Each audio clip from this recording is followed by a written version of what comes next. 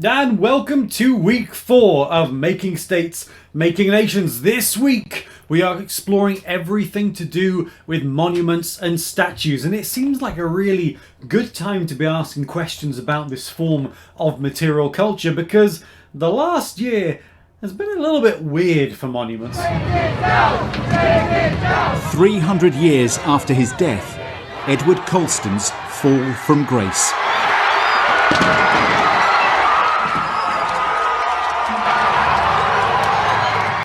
Smashy, smashy. I mean, I say it's been a weird year for monuments, but really, it's not that weird. I mean, for as long as we've been putting up monuments, we've been tearing them down. I mean, in many respects, it's kind of weird that we don't destroy more monuments than we have done during the course of the last year. I mean, not that I'm actively encouraging people to destroy monuments. That will probably be incited towards some sort of crime, which I'm not doing, honest. Anyway, in this class, we explore the history of monuments and statues in the context of the 19th century, thinking about what monuments are doing, what is the purpose of them, and what social mechanism do they fulfill in the context of nationalism. Now, whilst we're doing that, we are going to continue exploring our Japanese single-strike Pokemon cards. These have been a lot of fun, very rewarding, and we've got some great pulls from them so far, so we'll keep seeing what comes out. So, in the context of the 19th century, we've already established this is where nationalism is kicking off. I mean, statues and monuments have been playing out as a form of cultural expression for a long time prior to that. So, what makes our period different? And we'll start that with a Marvel. One of the reasons why it makes this period distinct is, I'm recording near midnight, so the cards are starting to freeze together. Those temperatures are dipping again. Look out for that this week. And it's different because the shift in emphasis is increasingly less on celebrating royals and monarchs, although there's plenty of statues that is doing that as well. But it's more about the method of social conditioning that monuments are fulfilling. They are there to express certain narratives about what the nation should be and what the nation should aspire to. Not much of interest in that particular pack. By establishing the right sort of heroes and by drawing attention to the right sort of behaviour or the right sort of sacrifice, for instance, and then putting those manifestations of sacrifice, heroism, and key individuals in prominent places, you begin to control the narratives within those landscapes. I mean, monuments and sculptures are perhaps less to do with the monuments themselves as much as it is to do with where they are. And for fans of space and place theory, yep, it's coming back in this class. Galarian Slowpoke.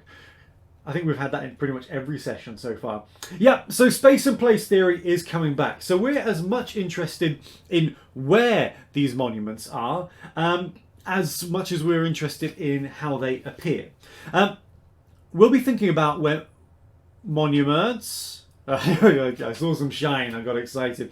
But no, just a shiny Bronzor. That's okay, that's okay. And Electivire. Nothing good so far. But again, these packs only have 5 cards in them, so the chances of pulling really rare cards is quite rare, almost appropriately so. So yeah, we'll be thinking about where we see monuments in relation to borders. For instance, we'll look at some really provocative. We've got all the electrics coming out. Some really provocative monuments, say in France, positioned very close to the German border.